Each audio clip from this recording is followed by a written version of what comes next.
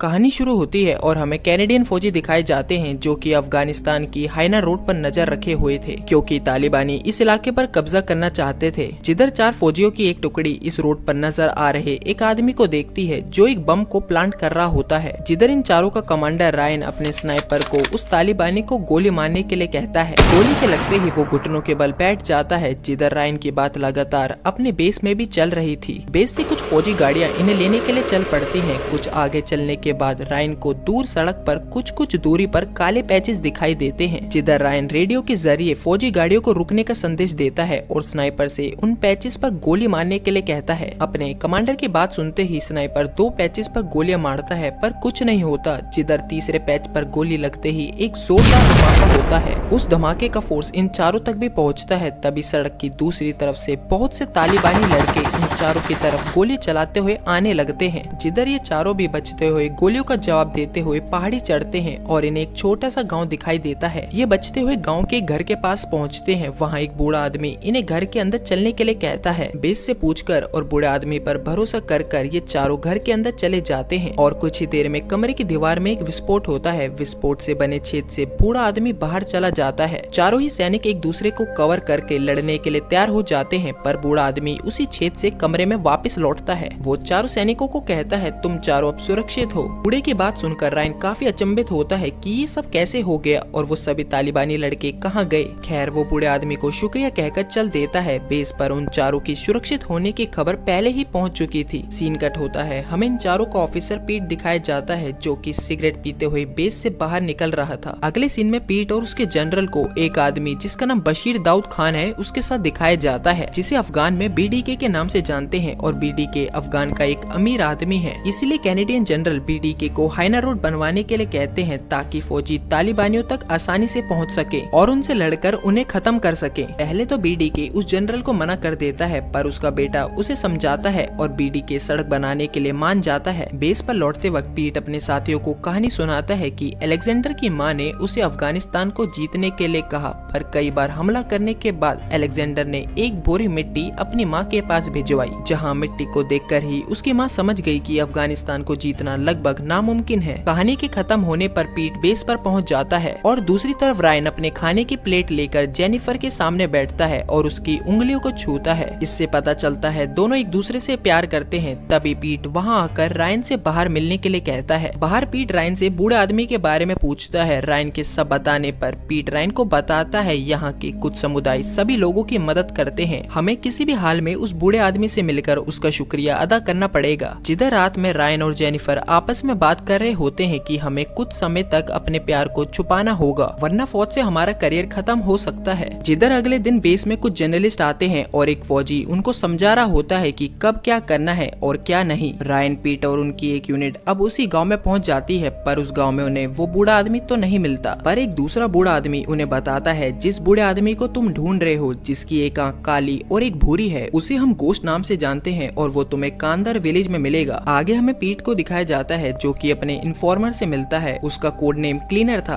Cleaner पीट से कहता है गोश्त वापिस आ चुका है और मैं तुम्हें उससे मिलवा सकता हूँ। इधर रायन अपने साथियों को बताता है कि तालिबानियों ने हमारे 2 साथियों को जिंदा पकड़ लिया है, जिससे सभी फौजी बेहद गुस्सा हो जाते हैं। अगले दिन पीट और रायन गोश्त से मिलने अपनी यूनिट के साथ कांदार विलेज की तरफ चल देते हैं। वहाँ पहुंचकर पीट क्लीनर को मिलने वाली जगह से पहले ही गाड़ी से उतार देता है ताकि वो सुरक्षित रहे। एक ट्रांसलेटर के साथ पीट और रायन गोश्त से मिलते हैं। पीट रायन और उसके फौजी साथियों की मदद करने के लिए गोश्त को कुछ पैसे देता है मगर गोश्त पैसों को लेने से इनकार कर देता है। यहाँ पीट और रायन को पता चलता है कि गोश्त ने रशियन के खिलाफ युद्ध लड़ा था और ये नाम भी रूसियों ने ही रखा था। सीन कट होता है। जिधर बेस में लौटते वक्त पीट रायन से कहता है गोश्त से हमें दोस्ती बनाए रखनी होगी क्योंकि ये हमारे काम आ सकता है। और इसी वक्त इनकी गाड़ी के नीचे एक बड़ा धमाका होता है। बेस में रेडियो से हमले की जानकारी देने के बाद ये गाड़ी में लगे रेडियो को हैंड ग्रेनेड से उड़ा देते हैं। जिधर ये तीनों पीट, रायन और ट्रांसलेटर फौजी अपनी यूनिट से अलग हो चुके थे। तीनों फौजी गलियों से बचते हुए आगे बढ़ते हैं पर उन पर चारों तरफ से हैवी फायरिंग होने लगती है। गलियों से निकलकर तीनों सड़क पर पहुंचते हैं जहां क्लीनर एक मिनी ट्रक लेकर आता है और ये तीनों ट्रक के पीछे बैठ जाते हैं। इनके बैठते ही एक तालिबानी गाड़ी इनके पीछे आती है पर पीट और रायन गोलियां चलाकर उन्हें खत्म कर देते हैं। वापस बेस में सुरक्षित पहुंचने के बाद पीट क्लीनर से मिलने जाता है और उसे कांदार विलेज भेजता है ताकि वहां के लोगों के बारे में पता चल चल सके कि वो लोग कैसे हैं जिन्होंने उन पर हमला किया था। जिधर पीट अपनी यूनिट की एक फौजी को भी इस विलेज के बारे में सब कुछ पता करने के लिए कहता है। कहानी 1-2 दिन बाद की दिखाई जाती है, जिधर क्लीनर पीट को फोन में बताता है कि पूरा विलेज बीडीके की प्रॉपर्टी है। उसकी बातों को सुनकर पीट क्लीनर को बेस में आने के लिए कहता है। इधर एक डॉक्टर जेनिफर को बताती है कि तुम माँ बनने वाली हो। जिधर अगले ही दिन क्लीनर बेस में पहुंचकर पीट और रायन को बताता है बीडीके पूरे विलेज के लोगों से किराया लेता है और जो लोग किराया नहीं दे पाते ये उन लोगों पर अत्याचार करता है। वो उन सभी के बच्चों को बेचकर अपना किराया वसूल करता है। गोश्त भी इसलिए वापस आया क्योंकि गोश्त के लड़के ने बीडीके को किराया नहीं दिया और उसकी 2 पोतियां भी हैं। इसलिए गोश्त अपने परिवार के साथ अपने उसी गांव में है जहां रायन और गोश्त की मुलाकात हुई थी। ये सब सुनने के बाद रायन पीट से कहता है हम एक टुकड़ी को गाँव के बाहर पहाड़ियों पर तैनात करेंगे। जिधर पीट भी रायन की बात से सहमत होता है। अगले दिन सभी फौजी गाँव पर नजर रख रहे होते हैं। काफी इंतजार के बाद बीडीके वहाँ अपने साथियों के साथ आ जाता है और गोश्त के घर में उसकी दोनों पोतियों को पकड़कर बाहर लाता है। गोश्त इस समय घर पर नहीं होता। बेरहमी के साथ बीडीके और उसका लड़का दोनों बच्चों को ले जा रहे होते हैं। जिधर यूनिट का स्नाइपर बेस में पीट से कई बार शूट करने के लिए पूछता है पर पीट उसे मना कर देता है। रायन उसके फैसले से बेहद दुखी था। वो पीट को बोलता है क्या तुम जानते हो बीडीके उन बच्चों के साथ क्या करेगा? जिधर पीट बोलता है वो उन्हें कहीं बेच देगा। रायन पीट को बताता है ये दोनों वही लड़कियां थी जो मेरे और मेरे तीनों साथियों के लिए खाना लेकर आई थी। आगे पीट रायन को कहता है बीडीके पर गोली चलाकर हम उनसे अपने रिश्ते खराब नहीं कर सकते। बीडीके हमारे बहुत काम आ सकता है। अब वो क्लीनर से मिलता है जो उन्हें बताता है कि गोश्त अब बीडीके से बदला लेगा। पहले कभी ये दोनों सोवियत संघ से मिलकर लड़े थे पर उस वक्त भी ये एक दूसरे को पसंद नहीं करते थे। जहाँ पीट और रायन मिलकर फैसला करते हैं कि बीडीके को मार देना ही चाहिए क्योंकि ये मासूमों पर अत्याचार करता है और ये काम हम नहीं करेंगे, इस काम को गोश्त ही करेगा ताकि ये 2 लोगों की आपस की लड़ाई लगे और दुनिया इसे कैनेडियन फौज का काम नहीं समझे। और पीट रायन से कहता है हमें गोश्त से जल्दी ही मिलना होगा।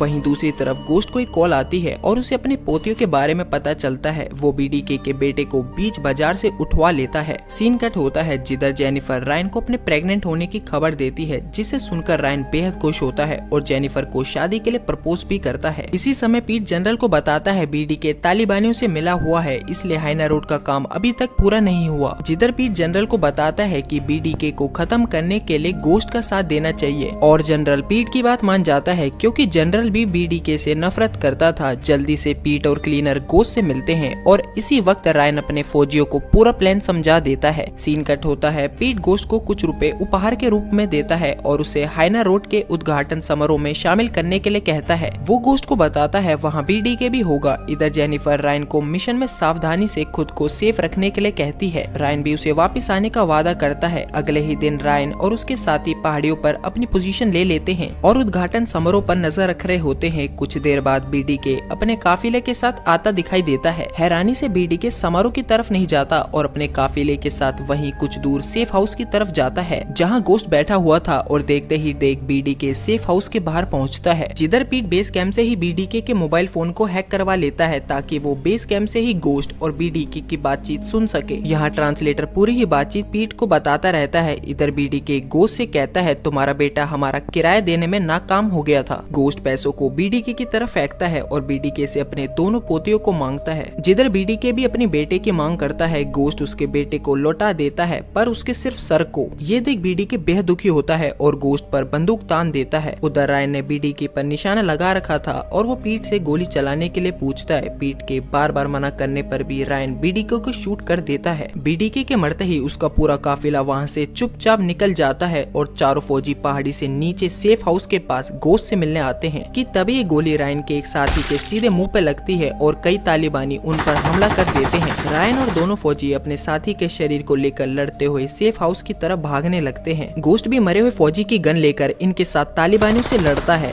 रायन, गोश्त और दोनों फौजियों को कई गोलियां लगी होती हैं। दरवाजे के पास पहुंचने पर दोनों में से एक फौजी का पांव एक लैंड माइन पर पड़ता है और वो दोनों उड़ जाते हैं, मगर रायन और गोश्त उन्हें खींचकर अंदर लाते हैं और गोश्त को दरवाजे पर 2-3 गोलियां और लग जाती हैं। मरना तय था इसलिए रायन बेस कैंप पर बात करके इस पूरी ही जगह को उड़ाने के लिए कहता है। गोश्त भी यही चाहता था। जिधर कुछ ही पलों में इस पूरी ही जगह को रायन और गोश्त के साथ ब्लास्ट में उड़ता हुआ दिखाते हैं। नेक्स्ट सीन में कुछ फौजी एक मकान से कुछ बच्चों को छुड़ाते हैं जिनमें गोश्त की दोनों पोतियां भी होती हैं। जिधर पीट और क्लीनर मकान के बाहर उन बच्चों के उनके माता पिता से मिलवाते हैं और लास्ट सीन में दोनों बच्चियां अपने पिता के साथ अपने दादा गोश्त की कब्र पर कपड़ा चढ़ाती हैं। इसी के साथ हाइना रोड मूवी खत्म होती है। Thanks for watching.